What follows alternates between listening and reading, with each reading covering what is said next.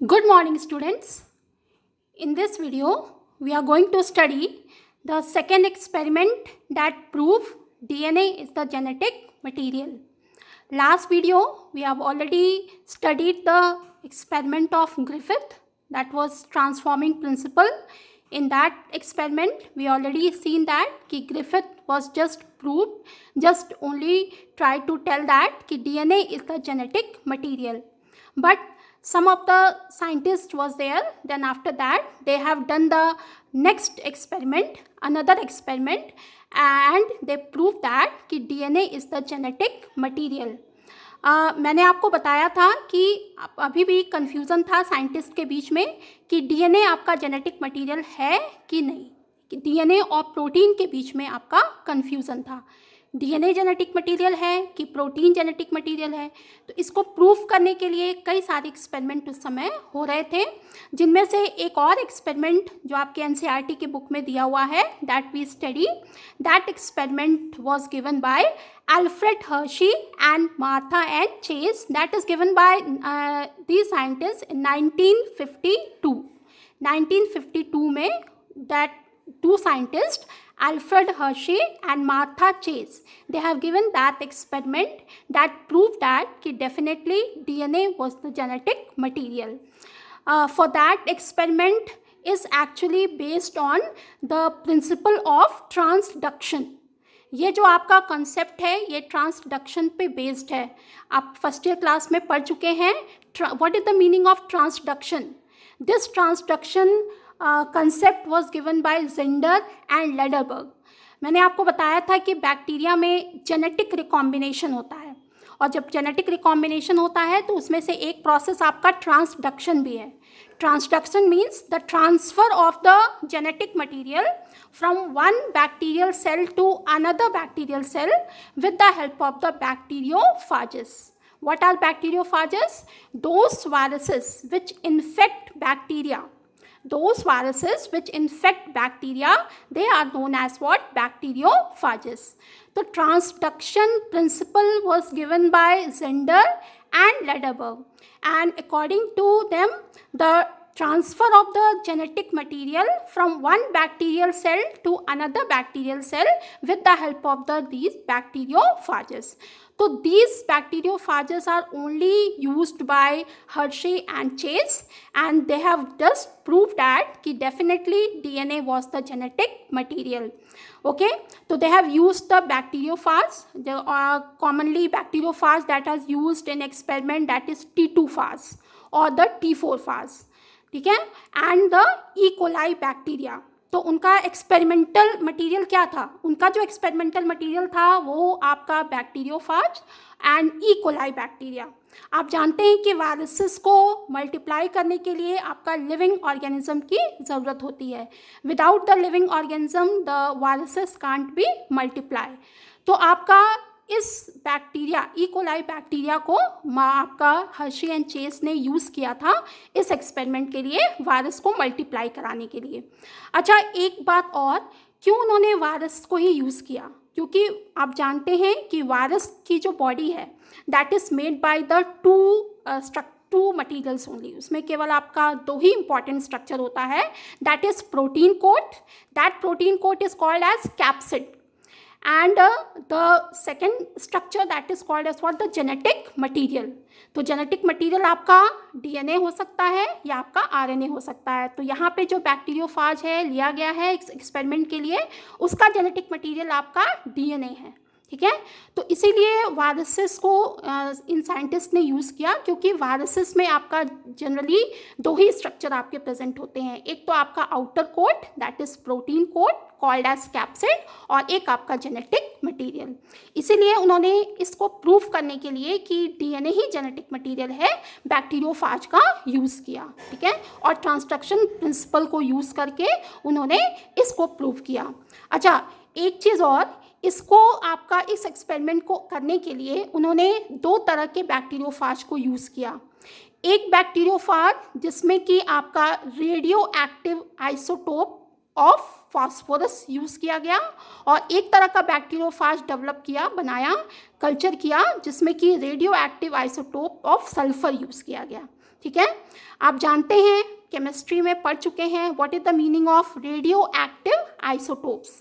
Radio active isotopes क्या होते हैं? ये अनस्टेबल होते हैं और ये अपने स्टेबिलिटी को गेन करने के लिए आपका डिवाइड होते रहते हैं, तो उसमें आपका रेडिएशन इमिट होती है। तो जो रेडिएशन इमिट होती है उसी प्रॉपर्टी को यहाँ पे यूज़ किया गया था, ये प्रूफ करने के लिए कि या डीएनए आपका जेनेटिक मटेरियल है या प्रोटीन आपका जेनेटिक मटेरियल है। ठीक है, तो आप जानते हैं कि जो आपका प्रोटीन कोट है, ठीक है, प्रोटीन कोट का जो आपका एलिमेंट होता है वो सल्फर है। ठीक है, सल्फर है, तो प्रोटीन कोट में आपका सल्फर प्रेजेंट होता है, क्योंकि जो आपका अमाइनो एसिड है, अमाइनो एसिड कंस्टिट्यूएंट में आपका जैसे मिथ्योनीन है, तो मिथ्योनीन में आपका सल्फर प्रेजेंट होता है। तो आपका एक उन्होंने radio active isotope sulphur use किया, क्योंकि सल्फर कंस्टिट्यूएंट है आपका प्रोटीन का, और दूसरा रेडियो एक्टिव आइसोटोप जो उन्होंने यूज़ किया वो फास्फोरस, और आप जानते हैं कि फास्फोरस कंस्टिट्यूएंट है आपका डीएनए का। ठीक है, तो इस प्रॉपर्टी को लेकर के कि आपका जो रेडियो एक्टिव आइसोटोप्स हैं वो आपका रेडिएशन इमिट करते हैं, जिससे इस प्रॉपर्टी से हम ये पता लगा सकते हैं कि आपका जेनेटिक मटेरियल डीएनए है कि आपका आरएनए है। ठीक है, तो उस प्रॉपर्टी को यूज़ करने के लिए करके उन्होंने इस एक्सपेरिमेंट को आपका किया था। ठीक है, तो आपका दो तरह के बैक्टीरियोफाज को डेवलप किया गया, एक आपका रेडियो एक्टिव आइसोटोप, एक बैक्टीरियोफाज में radio active isotope phosphorus present था और एक आपके बैक्टीरियोफाज में radio active isotope sulphur present था। ठीक है, तो now we will see that कि how the Hershey and Chase have done this experiment. इस एक्सपेरिमेंट को उन्होंने कैसे किया, now I am just explaining to you. Now all of you see here. First of all,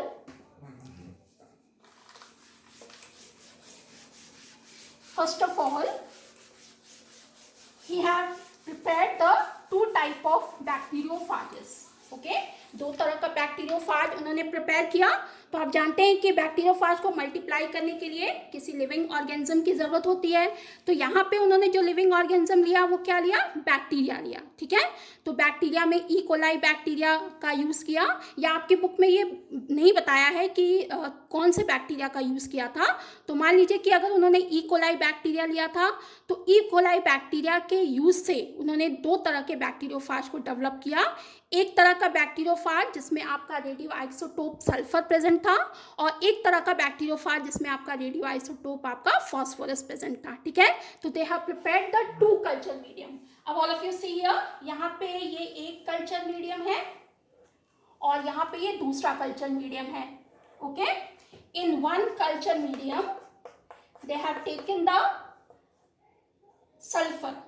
ठीक है, एक आपके कल्चर में उन्होंने डाला sulphur, that is radio active. Normal sulphur की जगह पे उन्होंने radio active isotope of sulphur use किया S35, दैट इज S35।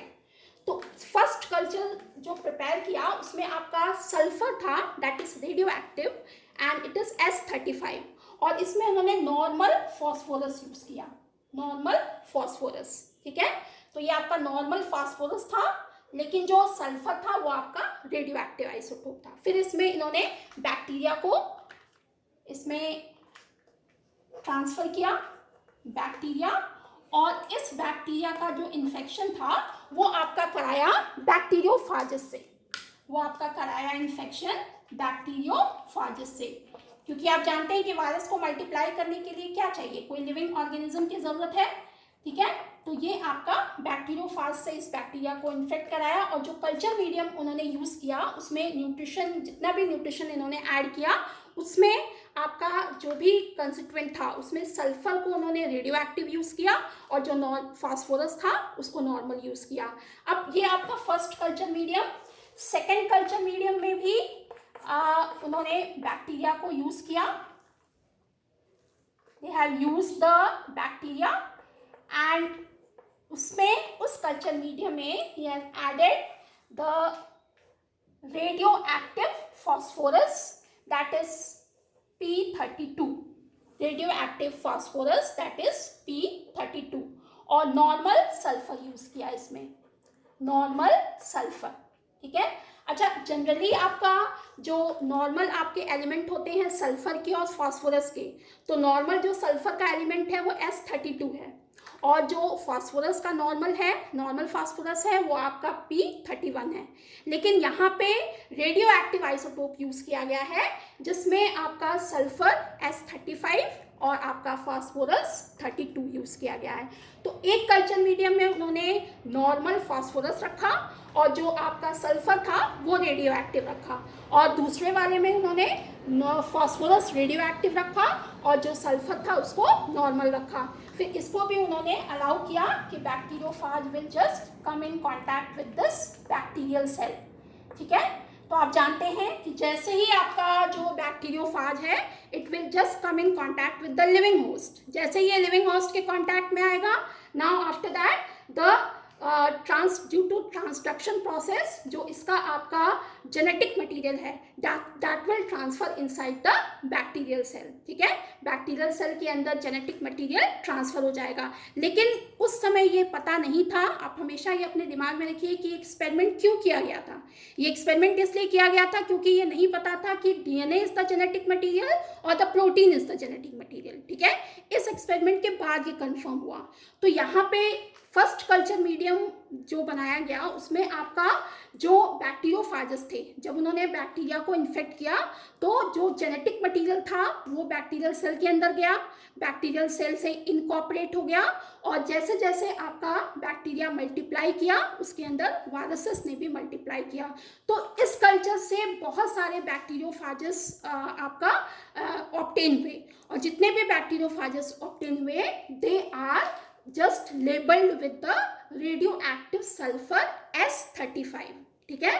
तो आपका जो फर्स्ट कल्चर मीडियम था, फर्स्ट कल्चर मीडियम से जो बैक्टीरियोफाजस आपके आइसोलेट किए गए, जब बैक्टीरिया आपका मल्टीप्लाई किया, मल्टीप्लाई करने से जो वायरसेस थे वो भी मल्टीप्लाई किए, बाद में साइंटिस्ट ने क्या किया कि जो आपके बैक्टीरियोफाजस थे उसको इसमें से आपका आइसोलेट कर लिया, सेपरेट कर लिया, उसको बैक्टीरियल सेल से अलग कर लिया, ठीक है। तो यहाँ पे फर्स्ट कल्चर मीडियम में जो भी आपके बैक्टीरियोफाजस मिले they all are radioactive labelled with S35। तो जितने भी आपके रेडियो एक्टिव जो कंपाउंड थे इसमें सल्फर के जितने भी एलिमेंट थे वो सब क्या थे, आपके रेडियो एक्टिव थे। नॉर्मल सल्फर की जगह आपका S35 प्रेजेंट था, ठीक है। क्योंकि आपका जो बैक्टीरिया था उसने अपने ग्रोथ के लिए जो भी सब्सटेंस था उस इस कल्चर मीडियम से लिया होगा। तो इस कल्चर मीडियम में जो फास्फोरस है वो नॉर्मल है, लेकिन जो सल्फर है वो आपका रेडियो एक्टिव आइसोटोप है। तो यानी जितने भी आपके बैक्टीरियोफाजस इस कल्चर से ऑब्टेन हुए they all containing the sulphur S35, यानी that the radio active sulphur and normal phosphorus. तो here in first culture medium whatever the bacteriophages was just obtained they are radioactive labeled। ये जितने भी आपके बैक्टीरियोफाजस इससे obtain हुए they are radioactive labelled with sulphur. तो आप जानते हैं कि जो सल्फर है वो कंस्टिट्यूएंट किसका है, प्रोटीन का। तो इस वाले केस में जितने भी बैक्टीरियोफाजस मिले उसमें आपका जो प्रोटीन कोड था, प्रोटीन कोड, तो जो प्रोटीन कोड था ये आपका रेडियो एक्टिव हो गया, रेडियो एक्टिव। तो इसमें जितने भी आपके सल्फर के कंस्टिट्यूएंट थे दे आर S35, ठीक है। और जो इसका जेनेटिक मटेरियल रहा होगा that genetic material is normal. तो जेनेटिक मटेरियल DNA, तो DNA में आपका कंस्टिट्यूएंट फास्फोरस प्रेजेंट होता है, तो यहाँ पे नॉर्मल फास्फोरस इस केस में, और जो आपका इस बैक्टीरियोफाज का जो प्रोटीन कोड था उसमें जो सल्फर था दैट इज S35, ठीक है। तो that was the first culture inside that whatever the bacterial cell multiplied and after that the bacteriophages were obtained, all the bacteriophages are radio labeled with S35, ठीक है। अब चलिए second case में क्या हुआ होगा। सेकेंड कल्चर मीडियम से जितने भी आपके बैक्टीरियोफाजस मिले these all the bacteriophages are radioactive labeled with protein, sorry radioactive labeled with phosphorus। तो इस केस में जो आपका DNA है, जो जेनेटिक मटेरियल है वो जेनेटिक मटेरियल आपका इसमें it contain the radio active label phosphorus that is P32. तो यहाँ पे आपके जो बैक्टीरियोफाजस मिले सेकेंड केस में जो जेनेटिक मटेरियल था डीएनए, उस डीएनए का जितने भी फास्फोरस थे वो आपके रेडियो एक्टिव थे, लेकिन इसका प्रोटीन कोड क्या था? प्रोटीन कोड आपका नॉर्मल था, प्रोटीन कोड वाज नॉर्मल, ठीक है, प्रोटीन कोड इसका नॉर्मल था, लेकिन जो डीएनए का कंस्टिट्यूएंट फास्फोरस है वो रेडियो एक्टिव लेवल था। तो इस तरह से that two group of the bacteriophages were obtained. First group of bacteriophages, they contain the radioactive labeled sulfur, and second group of bacteriophages contain the radioactive labeled phosphorus. ठीक है, इस case में आपका सल्फर रेडियो एक्टिव था लेकिन normal phosphorus था, और इस केस में आपका फास्फोरस रेडियो एक्टिव लेवल था और जो आपका सल्फर है वो आपका नॉर्मल है। तो ये दो ग्रुप ऑफ बैक्टीरियोफाजस को लेकर के उन्होंने फिर अपने एक्सपेरिमेंट को कंटिन्यू किया ई कोलाई बैक्टीरिया के साथ। अब next time what they have done, they have taken the fresh E coli bacteria, ठीक है, fresh E coli bacteria, and allow this to group of phages to just infect that bacteria, ठीक है। तो अब उन्होंने फिर से फ्रेश कल्चर मीडियम प्रिपेयर किया ई कोलाई बैक्टीरिया के साथ और अलग अलग दो कल्चर मीडियम प्रिपेयर किए। दे have prepared the to separate culture medium, और अलग अलग इस कल्चर मीडियम में अलग अलग बैक्टीरियोफाजस का इन्फेक्शन कराया। तो now we will see what happened after that. अब आपको ये याद रखना है कि दो तरह से बैक्टीरियोफाजस आपके ऑब्टेन हुए। एक तरह के बैक्टीरियोफाज जिसमें रेडियो एक्टिव लेबल्ड आपका प्रोटीन कोट है, और एक तरह का बैक्टीरियोफाज जिसमें रेडियो एक्टिव लेबल्ड आपका क्या है, डीएनए या जेनेटिक मटेरियल है, ठीक है। तो जस्ट वी विल सी, यहाँ पे आपका ई coli bacteria, this E coli bacteria, ये आपका एक ई कोलाई बैक्टीरिया है, ये बैक्टीरिया का जेनेटिक मटेरियल है, ओके। और यहाँ पे हम ड्रॉ कर लेते हैं बैक्टीरियोफाज जो इन्फेक्शन कर रहा है, दिस इज बैक्टीरियोफाज, ठीक है। तो इस केस में जो बैक्टीरियोफाज है उसका प्रोटीन कोट आपका लेबल्ड है, ठीक है। अगर हम इसको ड्रॉ करें येलो कलर से, यहाँ पे कलर आप ध्यान रखिएगा, इस केस में जो येलो कलर से प्रोटीन कोट आपका ड्रॉ है, that protein contain the radio active sulphur.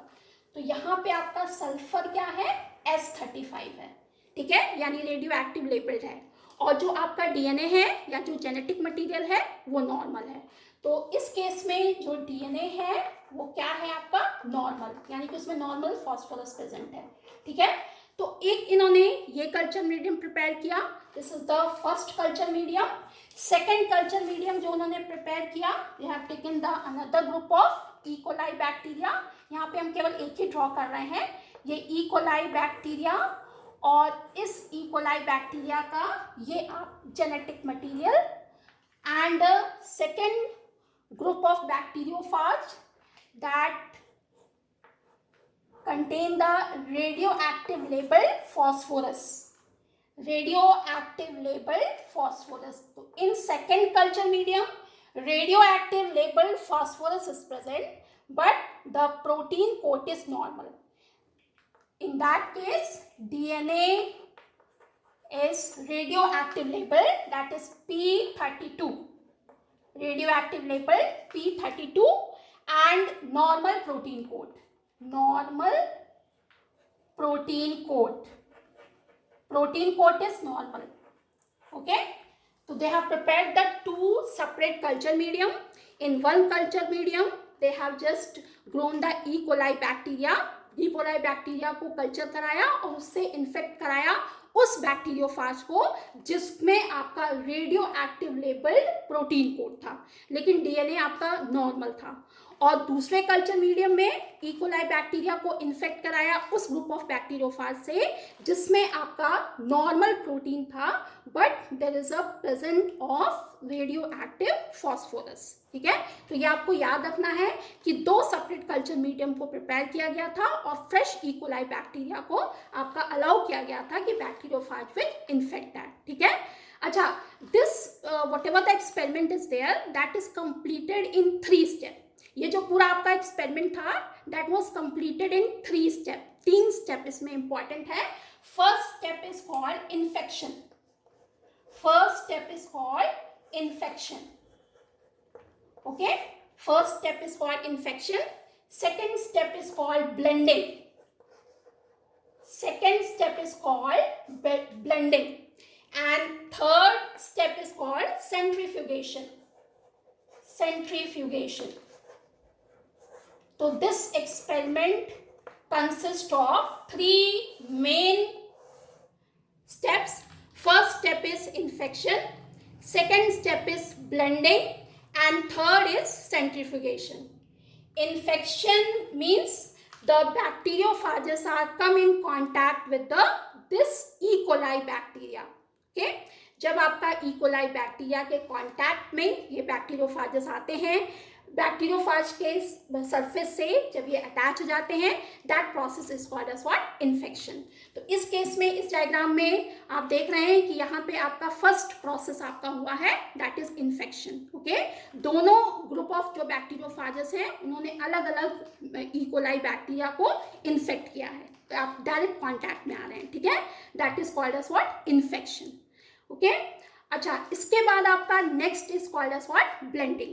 अच्छा, एक बात आप याद रखिए, अभी तक ये नहीं पता है कि आपका डीएनए जेनेटिक मटेरियल है कि आपका प्रोटीन जेनेटिक मटेरियल है। यही प्रूफ करने के लिए तो ये एक्सपेरिमेंट आपका परफॉर्म किया जा रहा था उस टाइम। ठीक है, तो आपका जब इन्फेक्शन हुआ होगा कल्चर मीडियम में, तो आपका ट्रांसफर हुआ होगा या तो जेनेटिक मटेरियल या प्रोटीन कोड, ये अभी कुछ नहीं उस समय पता था। ये तो आज हम जानते हैं कि आपका जब भी कोई वायरस आपका इन्फेक्ट करता है बैक्टीरिया को, तो वो उसका डीएनए ही जेनेटिक मटेरियल ही ट्रांसफर होता है, लेकिन उस समय ये बात आपकी क्लियर नहीं थी। ठीक है, उसी बात को क्लियर करने के लिए ये एक्सपेरिमेंट किया जा रहा था। तो आपका अभी कुछ नहीं पता था, केवल आपका इन्फेक्शन कराया गया, ये नहीं पता था कि आपका डीएनए आपका ट्रांसफर हुआ है बैक्टीरियल सेल के अंदर या प्रोटीन कोड ट्रांसफर हुआ है बैक्टीरियल सेल के अंदर। ठीक है, फिर आपका कुछ समय के बाद ये जो आपका इन्फेक्शन था जब आपका हुआ, तो कुछ समय के लिए इसको इन्फेक्शन के लिए छोड़ दिया गया। इसके बाद next step is called as what, blending. अब जो आपका दोनों कल्चर मीडियम था, ठीक है, दोनों कल्चर मीडियम था, उसको आपका ब्लेंडिंग कराया गया। Blending means mixing. ठीक है, तो इन दोनों कल्चर मीडियम को सेपरेट टेस्ट ट्यूब में डाल करके सेपरेटली इसको आपका अजाइटेशन, आपके एनसीईआरटी के बुक में लिखा हुआ अजाइटेशन मीन्स फास्ट रोटेशन, तो ये जो दोनों कल्चर मीडियम था इसको सेपरेट टेस्ट ट्यूब में ट्रांसफर करके आपका बहुत ही फास्ट स्पीड में आपका ब्लेंड कराया गया। ठीक है, ब्लेंडिंग कराई गई। तो ब्लेंडिंग की वजह से क्या हुआ कि जब इन्फेक्शन हो गया तो जितने भी आपके ऊपर के पार्टिकल्स थे, ठीक है, या वो प्रोटीन कोट रहा होगा या जो भी आपके रहे होंगे, वो आपके बैक्टीरियल सेल से सेपरेट हो गए। ठीक है, तो अगर हम सेकेंड स्टेप की बात करें, दैट इज ब्लेंडिंग। फर्स्ट तो आपका ये इन्फेक्शन कि जब आपका जो बैक्टीरियोफाजेस हैं वो बैक्टीरियल सेल के कांटेक्ट में आते हैं, तो बैक्टीरियल सेल के कांटेक्ट में आने पे वो आपका प्लाज्मा मेम्ब्रेन से या जो बैक्टीरियल सेल का सरफेस है उससे ये अटैच हो जाते हैं। ठीक है, सेल वॉल है, फिर प्लाज्मा मेम्ब्रेन है, तो बिल्कुल क्लोज कांटेक्ट में होते हैं, तो that process is called as what, infection. ठीक है, इसके बाद जब इन्फेक्शन हो गया उसके बाद next process is called as what, blending. ठीक है, तो ब्लेंडिंग कराने पे क्या हुआ, जब आपका एजाइटेशन कराया गया, बहुत फास्ट रोटेशन कराया गया, तो रोटेशन की वजह से आपका जो भी पार्टिकल या जो भी स्ट्रक्चर आपका बैक्टीरियल सेल से अटैच था वो आपका अलग हो गया। ये बात आप ध्यान में रखिए कि अभी ये नहीं पता है कि प्रोटीन कोट अंदर गया होगा कि डीएनए अंदर गया होगा। ठीक है, तो जो भी आपका सरफेस पे रहा है उसको सेपरेट करने के लिए next step was done, that step is known as what, blending. ठीक है, तो जब ब्लेंडिंग कराई गई होगी, अब नेक्स्ट डायग्राम क्या हो सकता है कि जब ब्लेंडिंग हुई, ठीक है, when the bacterial cell and the bacteriophages infection was over and blending process was done, जब ब्लेंडिंग हुआ होगा तो ये आपका बैक्टीरियल सेल का जेनेटिक मटेरियल है। ठीक है, और ये जो है बैक्टीरियोफाज से जो ट्रांसफर हुआ अभी ये क्लियर नहीं है। ठीक है, ये इसके जेनेटिक मटेरियल से इनकॉर्पोरेट हो गया, और ये जो ऊपर का पार्टिकल था, ठीक है, चाहे वो प्रोटीन कोट होगा या जो भी स्ट्रक्चर होगा, ये आपका सेपरेट हो गया, ठीक है। तो ब्लेंडिंग की वजह से जो आपके पार्टिकल्स थे जो सरफेस से अटैच थे वो आपके सेपरेट हो गए, ठीक है। तो दोनों केसेस में दोनों कल्चर मीडियम को अलग अलग एक्साइटेशन के साथ उसके जो आपके ऊपर के पार्टिकल्स थे उनको सेपरेट करा दिया गया, ठीक है, क्योंकि अब तक आपका इन्फेक्शन हो चुका होगा, ठीक है। अब ये इन्फेक्शन हुआ होगा, वायरस का मल्टीप्लिकेशन हुआ होगा बैक्टीरियल सेल के अंदर, लेकिन किसके कारण हुआ होगा, या डीएनए हो सकता है या आपका प्रोटीन हो सकता है, ठीक है, but that was not clear till at that time. तो यहाँ भी जब ब्लेंडिंग कराई गई तो ये जो जितने भी आपके पार्टिकल्स थे ऊपर ये उससे अलग हो गए, ठीक है। तो that process is called as what, blending. इसके बाद आपका नेक्स्ट प्रोसेस है दैट इज कॉल्ड सेंट्रीफ्यूगेशन, ठीक है। सेंट्रीफ्यूगेशन में क्या होता है, सेंट्रीफ्यूगेशन में हम सेंट्रीफ्यूग मशीन में आपका जो दोनों कल्चर मीडियम है, ठीक है, उसको दोनों को सेपरेटली आपका सेंट्रीफ्यूग किया जाता है। सेंट्रीफ्यूग मीन्स की फास्ट स्पिनिंग, ठीक है। जब फास्ट स्पिनिंग करते हैं तो आपका जो जितने भी हैवियर पार्टिकल्स होते हैं वो आपके बॉटम में सेटल डाउन हो जाते हैं, और जो लाइटर पार्टिकल्स होते हैं वो ऊपर आ जाते हैं। यानी कि सेंट्रीफ्यूग कराने से, फास्ट स्पिनिंग कराने से सेंट्रीफ्यूग मशीन में इससे क्या होता है, आपका दो लेयर बन जाती है, ठीक है। तो जो हैवियर लेयर होगा, हैवियर पार्टिकल्स होंगे, वो आपके नीचे की तरफ सेटल डाउन हो जाएंगे टेस्ट ट्यूब में या भी जो भी आपका इंस्ट्रूमेंट लिया गया होगा, और आपका जो लाइटर पार्टिकल्स है वो ऊपर की तरफ सेटल डाउन हो जाएंगे, ठीक है। तो इसके बाद जो नेक्स्ट प्रोसेस हुआ वो सेंट्रीफ्यूगेशन का प्रोसेस हुआ। तो जो फास्ट रोटेशन हुआ उससे जो जितने भी आपके हैवियर पार्टिकल्स थे वो धीरे धीरे नीचे की तरफ आपके इकट्ठे होने लगे, और जितने भी लाइटर पार्टिकल्स थे they will come at the upside. तो this by this centrifugation only, that after centrifugation then only it was clear that कि DNA is the only genetic material, ठीक है। अब देखिए कैसे हुआ होगा ये प्रोसेस, ठीक है। अब आपको पता है कि एक तरह का जो आपका बैक्टीरियोफाज है उसमें आपका रेडियो एक्टिव लेबल सल्फर है, ठीक है, यानी एक में प्रोटीन कोट लेबल है और एक बैक्टीरियोफाज में आपका डीएनए लेबल्ड है, फास्फोरस लेबल्ड है, ठीक है। तो कौन सा स्ट्रक्चर ट्रांसफर हुआ होगा बैक्टीरियल सेल के अंदर, ये अभी आपका सेंट्रीफ्यूगेशन के बाद आपका ये क्लियर हुआ। तो आपका सेंट्रीफ्यूगेशन से जो आपका सेंट्रीफ्यूगेशन हुआ इसके बाद आपके दो कल्चर मीडियम में जो चेंजेस आए आफ्टर सेंट्रीफ्यूगेशन।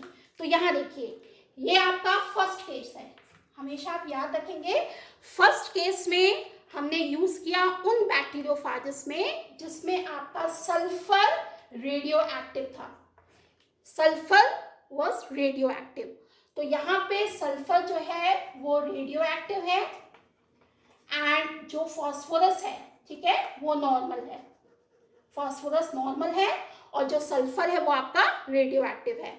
और सेकेंड कल्चर मीडियम में क्या है, यहाँ पे सल्फर नॉर्मल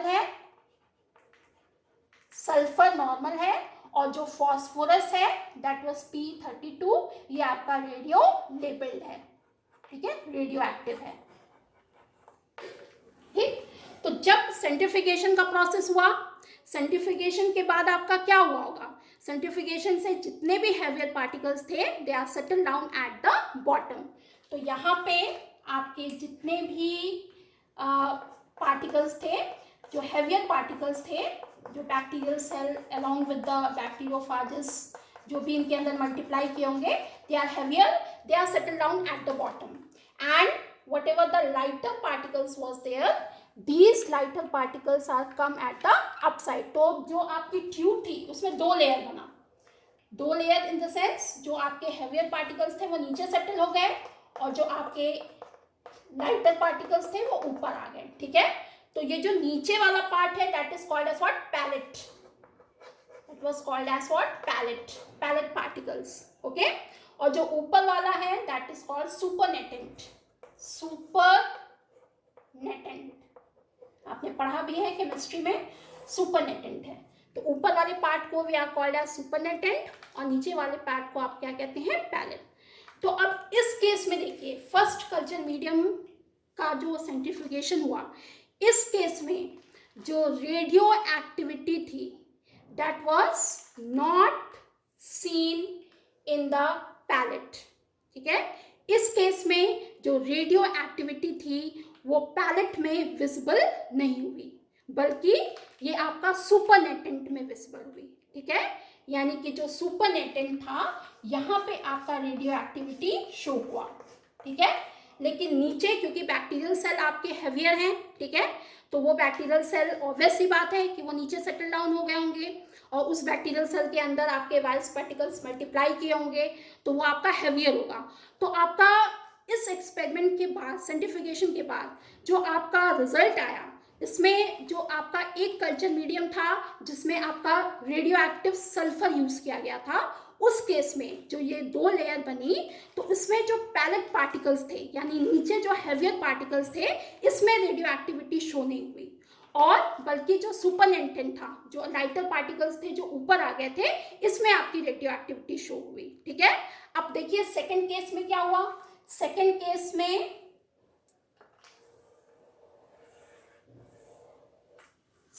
केस में आपका भी 2 लेयर बने, वन वॉज पैलेट, एक आपका पैलेट बना,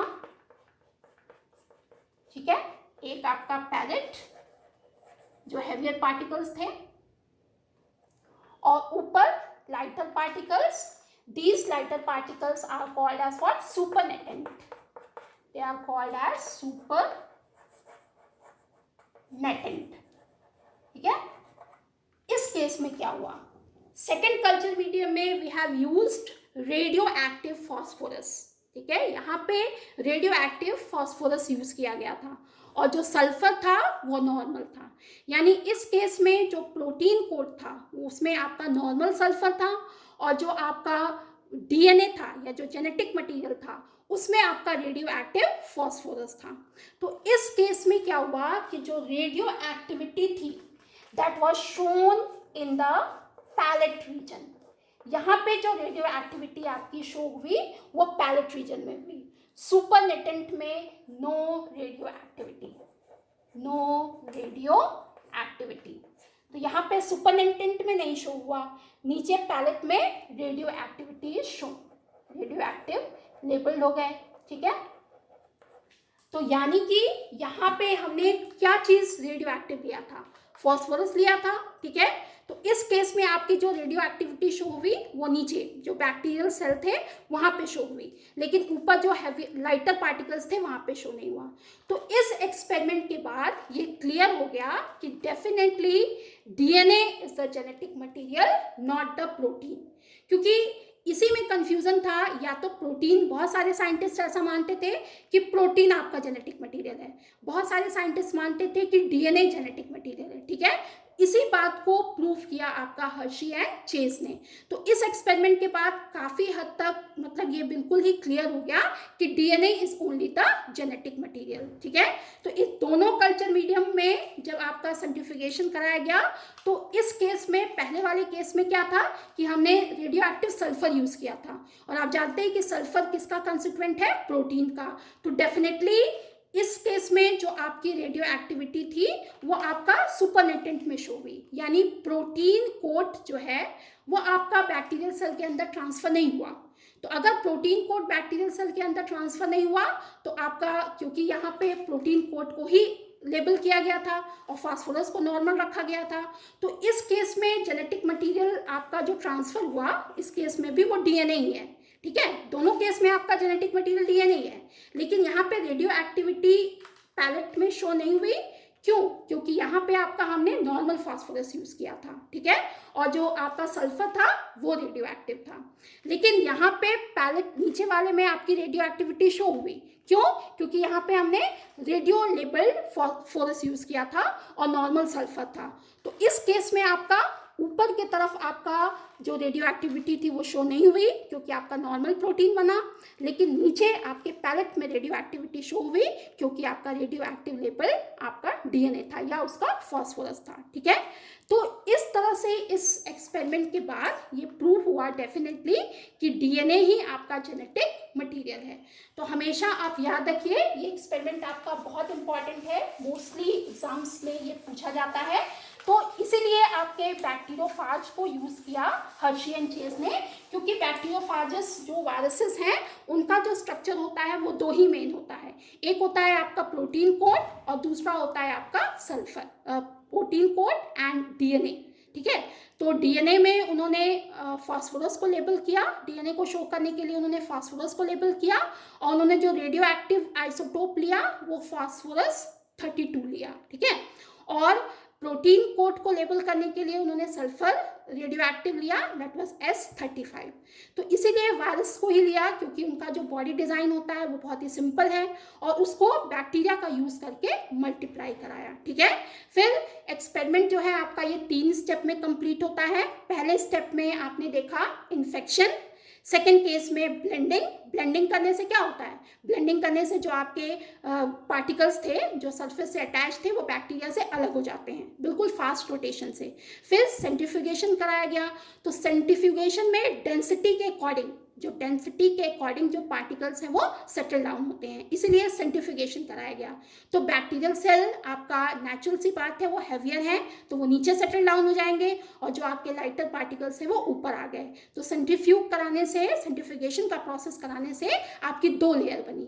तो पहले वाले केस में जिसमें आपका रेडियो एक्टिव लेबल सल्फर था, तो ऊपर सुपरनेटेंट में रेडियो एक्टिविटी शो हुई, और दूसरे वाले केस में जिसमें आपका रेडियो एक्टिव लेबल आपका फॉस्फोरस था, उसमें आपका नीचे जो आपका पैलेट पार्टिकल्स थे उसमें रेडियो एक्टिविटी शो हुई।